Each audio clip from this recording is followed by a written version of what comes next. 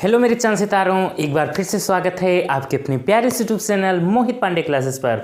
तो मेरे प्यारे साथियों, आज फिर से हम हाजिर हैं एक बहुत ही शानदार वीडियो लेकर आप लोग के सामने। आज हम लोग करने वाले हैं किरचॉफ के द्वितीय नियम पर आधारित न्यूमेरिकल। तो इसके पहले वाले वीडियो में हम लोगों ने किया था किरचॉफ के प्रथम नियम पर आधारित न्यूमेरिकल, और उससे पहले हम लोगों ने बहुत ही मज़ेदार तरीके से किरचॉफ का नियम पढ़ा था।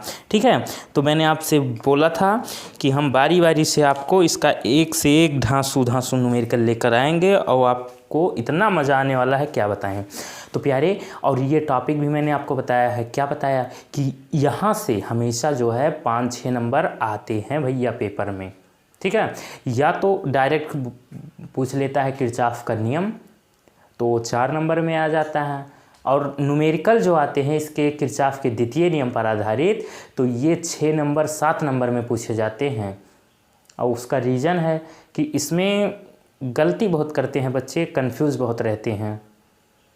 तो उसी कन्फ्यूज़न को देखते हुए कुछ इस तरीके से, कुछ इधर उधर से घुमा करके, थोड़ा इसका मेकअप वेकअप करके इस तरीके से आपको बताने वाला हूँ कि आपसे तो गलती कभी हो नहीं सकती। आँख मूंद कर आप लगाओगे ये सवाल। ठीक है, तो चलिए भैया, ज़्यादा बकवास नहीं करते हैं, जानते हो हमें। तो देखो, इसमें मैंने 2 क्वेश्चन उठाया है आज, और इन दोनों को अगर आपने सही से देख लिया ना, तो ये मान के चलो कि 95% तो अब किरचॉफ के क्वेश्चन आपको बहुत ही आसान लगने लगेंगे। 5% जो हैं, जो अभी थोड़ा और एडवांस लेवल में हैं। चलो, तो पहला क्वेश्चन है, तो इसमें हमें क्या करना है, क्वेश्चन ध्यान से सुन लो, हम लिखे नहीं हैं। पहले वाले क्वेश्चन में कह रहा है कि इस परिपथ में आप धारा I का मान जो है वो किरचॉफ के नियम की सहायता से ज्ञात कीजिए। ठीक है, तो हमें क्या करना है, हमें ये जो परिपथ दिया हुआ है, ये जो हमारा चित्र आपके सामने दिख रहा है, इसमें हमें I का मान निकालना है बाय किरचॉफ्स लॉ। ठीक है, तो हम यहाँ पर किरचॉफ के नियम की सहायता से ज्ञात करेंगे I का मान। तो इस परिपथ को अगर ध्यान से आप देखो, तो इसमें देखो कितने 2 रेजिस्टेंस लगे हैं, 2 प्रतिरोध, और बैटरी कितनी है, 1 2। ठीक है, चलिए तो शुरू करते हैं कहानी। देखो, हम यहाँ B से चलना शुरू किए हैं। ठीक है, B से हमने चलना प्रारंभ किया। अब B से चलना प्रारंभ किया, और एक बात मैंने आपको बताई थी थ्योरी वाले पार्ट में भी, कल वाले वीडियो में भी, और आज फिर, कि अगर हम धारा की दिशा में चलेंगे, जिधर धारा जा रही है हम भी उधर ही अगर जा रहे हैं, तो हमेशा धारा प्लस में ली जाएगी। ठीक है, मतलब जो धारा और उसके संगत प्रतिरोध का गुणनफल लेते हैं वो प्लस में रहेगा। अगर धारा के विपरीत दिशा में हम चलेंगे तो माइनस में। प्यारे, कैसे, अभी नहीं समझ में आया, अभी समझ जाओगे। मान लो हम यहाँ से चलना शुरू किए B बिंदु से, तो और धारा किधर जा रही है, इधर ही जा रही है। इस एरो का मतलब समझते हो कि ये धारा इधर जा रही है, और हम भी यहीं से चलना शुरू किए। तो होता क्या है कि धारा और उसके संगत जो प्रतिरोध होते हैं उनका गुणनफल उस परिपथ में जितने भी विद्युत वाहक बल होते हैं उनके बीजगणितीय योग के बराबर होता है। तो एक तरफ हम क्या करते हैं, धारा और उनके संगत प्रतिरोधों को लिखते हैं, और दूसरे तरफ उसमें देखो कितने विद्युत वाहक बल हैं, सबको दूसरे तरफ लिख दो। बस ध्यान देना है चिन्हों का, जो कि ये डाउट आपका अभी क्लियर हो जाएगा। तो हम शुरू करते हैं कहानी। यहाँ से हमने चलना शुरू किया भैया B से, तो I और इसके संगत प्रतिरोध कितने ओम का है, 2 ओम का, तो 2I ये हो गया। अब यहाँ से ऐसे ऐसे गए, धारा भी इसी तरफ जा रही है, हम भी इसी तरफ जा रहे हैं। अब ये यहाँ पर पहुँचे, इस 8 ओम का जो यहाँ पर प्रतिरोध है, यहाँ पर देखो ये धारा इधर जा रही है और हम भी इधर ही जा रहे हैं, तो मतलब ये भी प्लस में ही होगा। तो +8I क्लियर है, इक्वल टू, अब देखो इसमें कितने विद्युत वाहक बल हैं, 1 2। अब हमने यहाँ से चलना शुरू किया था, तो देखो पहले कौन पर मिला हमें, माइनस, फिर प्लस। तो किसी भी टर्मिनल में अगर हम माइनस से प्लस की ओर जाएंगे तो विद्युत वाहक बल प्लस का होगा। और इसको हमारी भैया अवधी भाषा में समझो कि अगर हम कोनो टर्मिनल में भैया जाइत है, तो हमार जोन लास्ट पैर जिस टर्मिनल पर पड़े भैया, जौने टर्मिनल पर, चाहे प्लस पे चाहे माइनस पर, वह चिन्ह लीजिए मतलब अगर हम किसी टर्मिनल को क्रॉस कर रहे हैं, किसी टर्मिनल को पार कर रहे हैं, तो बाद में जो चिन्ह हमें मिलेगा, ठीक है, वही चिन्ह लिया जाएगा विद्युत वाहक बल का। ठीक है, तो अगर हम यहाँ से जा रहे हैं तो हमें बाद में कौन मिलेगा, प्लस का मिलेगा। पहले माइनस मिला फिर प्लस, तो बाद में जो चिन्ह मिलेगा उसी का हम चिन्ह लेंगे भैया। तो ये 10 वोल्ट किसका लेंगे हम, प्लस का लेंगे। ठीक है, तो यहाँ पर आप लिख दो 10। ठीक है, और फिर ऐसे ऐसे आए, ऐसे ऐसे गए, ऐसे ऐसे गए, ऐसे ऐसे गए, फिर माइनस से प्लस की ओर फिर से जा रहे हैं, तो बाद में कौन मिला, प्लस मिला ना। तो इसका मतलब ये 5 वोल्ट का जो विद्युत वाहक बल, ये भी आप प्लस का ही लेंगे प्यारे। अब इसको, ये कोई ट्रिक ये कहीं किताब में नहीं लिखा मिलेगा, बस आपको समझाने के लिए, आपको हमेशा हमेशा के लिए आपके खोपड़िया में समाने के लिए ये तरीका बता रहा हूँ। और तो किताब में आपको मिलेगा कि अगर हम किसी टर्मिनल में ऋण सिरे से धन सिरे की ओर जाते हैं तो हम विद्युत वाहक बल को धन लेते हैं, इस तरीके से लिखा मिलेगा, लेकिन ये सब भूल जाओगे, मुझे पता है। ठीक है, और 8 और 2 10, 10 आई इक्वल टू ये आपका 15 हो गया। आई की वैल्यू चाहिए तो आई इक्वल टू 15/10, 5 3 जा 5 2 जा 3/2, मतलब इसका मतलब क्या हुआ कि 1.5, और ये ampere. This is your final answer. तो क्वेश्चन नंबर 1 बर्बाद हो चुका है। अब हम बात करते हैं क्वेश्चन नंबर 2 की। तो इसमें देखो, इसमें क्या करना है, ये क्वेश्चन कह रहा है कि दिए गए चित्र में परिपथ में धारा I1, I2, I3 का मान ज्ञात कीजिए। ठीक है, मतलब हमें क्या करना है, दूसरे वाले क्वेश्चन में I1, I2, I3 का मान निकालना है। पूरा क्वेश्चन ये समझो। ठीक है, क्या करना है, I1, I2, I3 का मान निकालना। तो चलिए थोड़ा बहुत अगर यहाँ डाउट हुआ होगा तो ये अभी क्लियर हो जाएगा। तो इसमें देखिए, इसमें एक ही लूप आपको दिख रहा था। ठीक है, लूप मैंने आपको समझा दिया था क्या होता है, एक पूरा कंप्लीट बंद परिपथ। ठीक है, जैसे ए से शुरू किया हमने तो बी ई एफ फिर से ए पर आके पहुँचो, तो एक ये कंप्लीट लूप, एक बंद परिपथ होता है। ठीक है, तो चलिए अब हम इसमें क्या करते हैं, सबसे पहले हम यहाँ पर देखते हैं, एक ये हमारा लूप है और एक लूप ये है।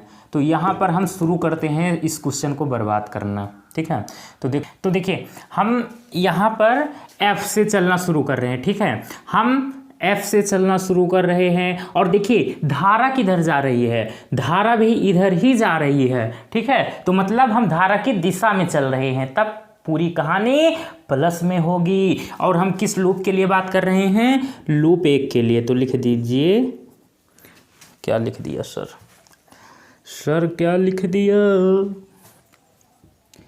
लूप 1 के लिए। ठीक बा, चलिए लूप 1 के लिए तो होगा क्या, देखो हम इधर जा रहे हैं, धारा भी इधर जा रही है, तो देखिए I1 इसके संगत धारा, प्रतिरोध क्या है, 2 ओम का, तो 2I1। ठीक है, अब देखो हम इधर जा रहे हैं, धारा भी उसी तरफ जा रही है, चलो फिर धारा इधर मुड़ गई, हम भी इधर ही मुड़ गए, क्योंकि हम लूप 1 की बात कर रहे हैं। तो पहले लूप में पूरी कहानी देखेंगे, फिर ऐसे ऐसे देखो, अब यहाँ पर I2 धारा जा रही है और इसके संगत प्रतिरोध 6 ओम का है, तो मतलब, और धारा भी इधर रही है, हम भी इधर ही, तो ये प्लस में होगा बच्चा, तो +6, और धारा कौन सी है, I2। ठीक है, और तो कहीं है नहीं लूप 1 में, और तो कहीं है नहीं भैया इस परिपथ में। देखिए जो लूप 1 है इसमें और तो कहीं प्रतिरोध आपको लगा दिखा नहीं, बस 2 ही जगह है। ठीक है, अब इक्वल टू, देखिए अब क्या होगा, इसमें देखो कहाँ कहाँ पर आपको विद्युत वाहक बल नज़र आ रहे हैं, एक बैटरी यहाँ पे है, एक यहाँ पे। तो देखो हमने चलना यहाँ से शुरू किया था, ये तो पहले कौन आया, माइनस, फिर प्लस। तो मैंने क्या बताया था कि अगर हम टर्मिनल में माइनस से प्लस पर जाते हैं, मतलब हम जा रहे हैं और टर्मिनल पड़ा, पहले माइनस पड़ा फिर प्लस पड़ा, तो जो बाद में पड़ेगा वो उसी का चिन्ह लेंगे, मतलब अगर बाद में प्लस पड़ा तो विद्युत वाहक बल हमारा प्लस का रहेगा। ये कहानी है पूरी, ठीक है। तो यहाँ पर ये 24 आपका किस में रहेगा प्यारे, प्लस में, ठीक है। फिर देखो ऐसे ऐसे हम जा रहे हैं, यहाँ मुड़ गए। फिर यहाँ पर पहले कौन पड़ा, कौन मिला, पहले प्लस भैया मिले, कौन मिले, प्लस दादा मिले, फिर माइनस मिले, तो बाद में कौन मिला, माइनस। तो इसलिए ये 27 आपका माइनस में होगा, तो यहाँ पर आप लिखेंगे -27, ठीक है।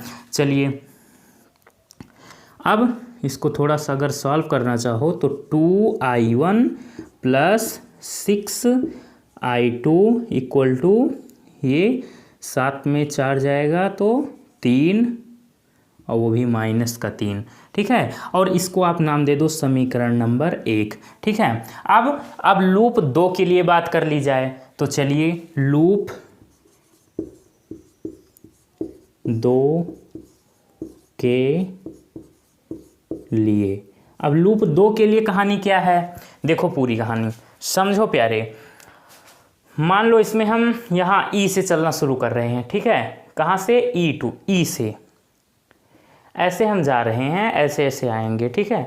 तो देखो हम इधर से आ रहे हैं, धारा इधर जा रही है, मतलब हम धारा के विपरीत दिशा में जा रहे हैं। आप यहाँ ई पर खड़े हो, ई हो चौराहा, ई हो का हो चौराहा, हाँ वहीं पर जहाँ पे आप जाते हो वो गोलगप्पे खाने, पापा परियाँ क्या खाने जाती हैं, गोलगप्पे।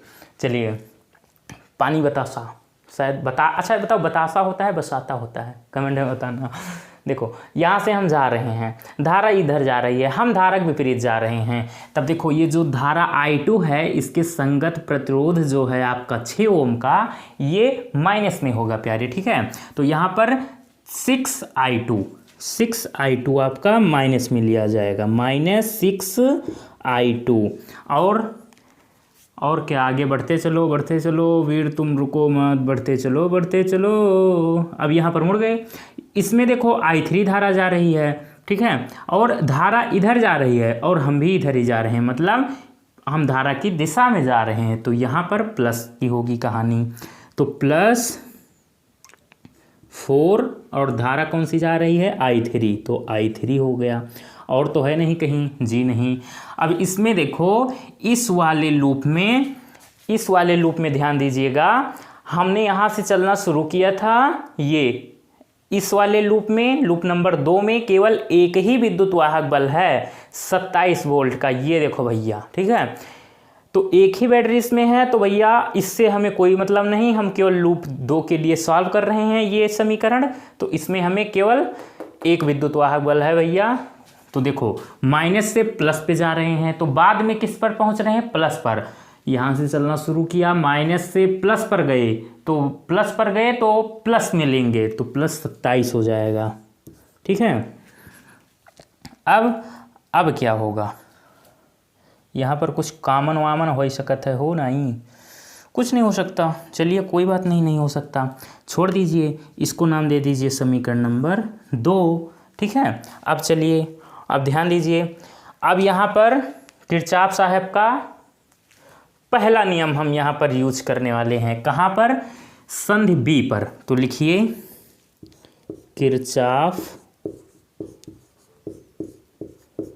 किरचॉफ के प्रथम नियम से संधि कौन सा है, बी, संधि बी पर। ऐसा हम करने क्यों जा रहे हैं वो भी अभी आपको पता चल जाएगा, ठीक है। तो देखो किरचॉफ का प्रथम नियम क्या है कि किसी भी संधि पर आने वाली धाराएं उस संधि से जाने वाली धाराओं के बीजगणितीय योग के बराबर होती हैं। दूसरी भाषा में समझो, हमारे अवधि भाषा में, कि कौनो भी संधि है, कौनो भी अगर संधि है प्यारे, तो जतना धारा आई हैं हुआ वतना ही धारा हुआ से जई हैं, ठीक है। तो आपका जो संधि बी है, ये वाला पॉइंट, ये वाला, यहाँ पर धारा आ कौन कौन सी रही हैं, एक I1 आ रही है और I2 तो यहाँ से जा रही है और I3 भी जा रही है।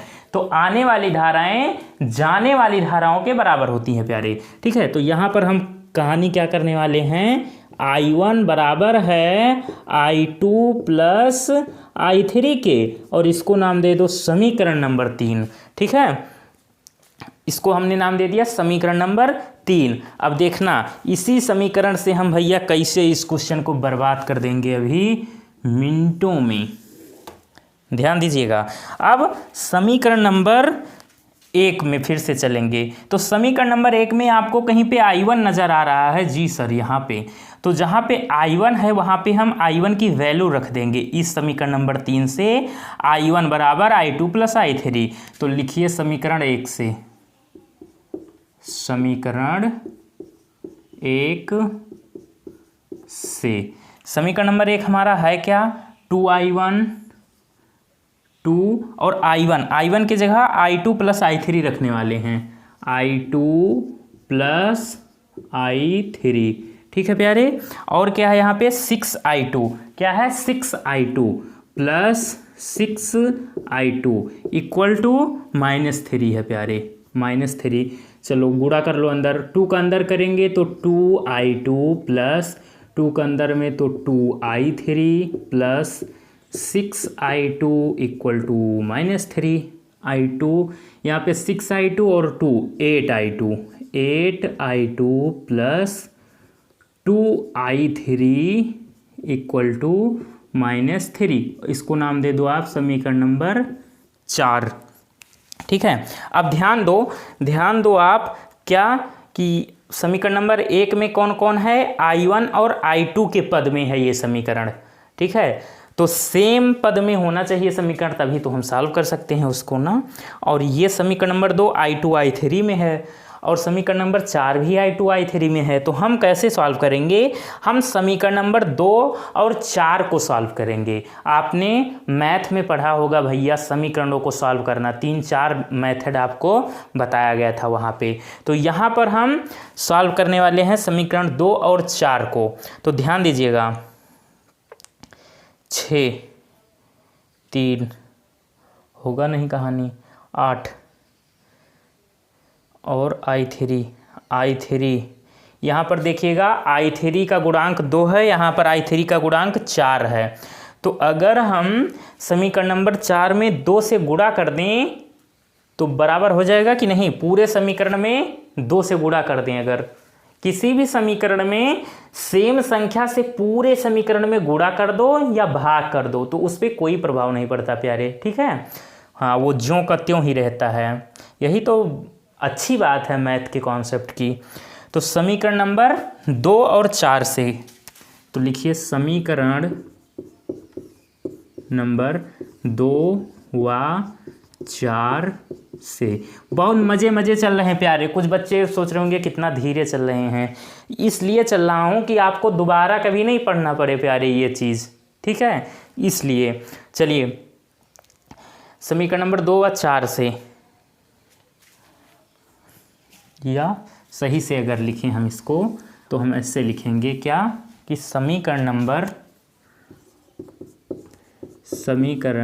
नंबर 4 में 2 से गुणा करके समीकरण नंबर 2 से घटाने पर, चलिए तो समीकरण नंबर 2 क्या है आपका, -6I2 plus 4I3 equal to 27। ठीक है, अब देखो समीकरण नंबर 4 में हम 2 से गुणा कर रहे हैं तो 2 8 16 हो जाएगा, 16I2 प्लस 2 दूनी 4 4I3 बराबर 2 3 6 -6, और कर क्या रहे हैं, घटा रहे हैं। तो घटाने पर क्या होता है, चिन्ह बदल दिया जाता है, माइनस है तो ये प्लस हो जाएगा, ये प्लस है तो नीचे माइनस, ये क्या है प्लस तो ये भी माइनस। तो 16 और 6 22, तो -22I2, और ये क्या हो जाएगा, ये प्लस माइनस ये बर्बाद हो जाएगा, बराबर में 7 6 13 1 33। ठीक, अब ये I2 की वैल्यू आपकी, ये माइनस को इधर भेज दो तो -33/22, 11 तियाँ 33, 11 दूना 22। तो I2 की वैल्यू आपकी आ गई क्या, -3/2। और -3/2 का मतलब I2 बराबर -1.5 एम्पियर, -1.5 एम्पियर। ठीक है। अब ध्यान देखो बच्चा, गर्मी बहुत ज़्यादा है, क्या बताएं। अब I3 की वैल्यू चाहिए, तो I3 की वैल्यू अगर आपको चाहिए तो क्या करो, I2 की वैल्यू उठा करके समीकरण नंबर चाहे 1 में रख दो और चाहे 2 में रख दो। I2 की वैल्यू मिल गई, I1 की चाहिए तो समीकरण नंबर 1 में रख दो। समीकरण नंबर 1 में, समीकरण 1 से, समीकरण 1 से 2I1 प्लस 6I2। अब I2 की जगह यहाँ पर हम क्या रखने वाले हैं, ये भिन्न वाला ही रखो, ज़्यादा सही रहेगा। इंटू में -3/2, ठीक है, इक्वल टू -3, ठीक है। अब ध्यान दो, 2 एकम 2, 2 तियाँ 6, तो 2I1 और यहाँ पर माइनस है तो ये माइनस हो जाएगा, 3 तियाँ 9 बराबर -3। तो 2I1 बराबर, ये इधर प्लस में हो जाएगा तो +9 और -3, 6, कितना हो जाएगा यहाँ पे 6। तो I1 की वैल्यू क्या आएगी, 2 एकम 2, 2 तियाँ 6, I1 बराबर 3 एम्पियर।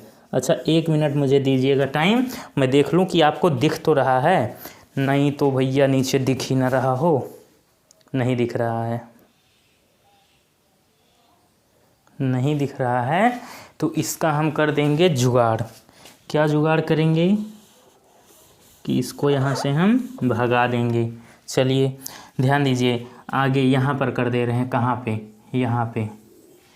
अब ये -9 है, उधर जाएगा प्लस में हो जाएगा, तो यहाँ पर होगा क्या, ये 2I1 = 9 - 3, तो 2I1 = 6, तो 2 1 जा 2, 2 3 जा 6, तो I1 = 3 एम्पियर। ठीक है, ये हो गया। अब देखो, अब हमें I1 I2 की मान भैया पता चल गया है। अब हम क्या करबे हैं, निम्न I3 के मान निकाल रखे है वहीं हमें। ठीक है, क्योंकि क्वेश्चन ने क्या कहा था कि हमें I1 I2 I3 की वैल्यू फाइंड करनी है, मतलब है ये कि हमें तीनों मान निकाल रखे, तो I1 I2 हो गया। अब देखो भैया, समीकरण नंबर किस पे नज़र डालें हम कि I3 हो उसमें, या I2 I3 यूँ है, तो I3 यहाँ से अगर ध्यान दीजिए समीकरण नंबर 3 से, तो हमें खट्ट से मिल जाएगा। समीकरण 3 से,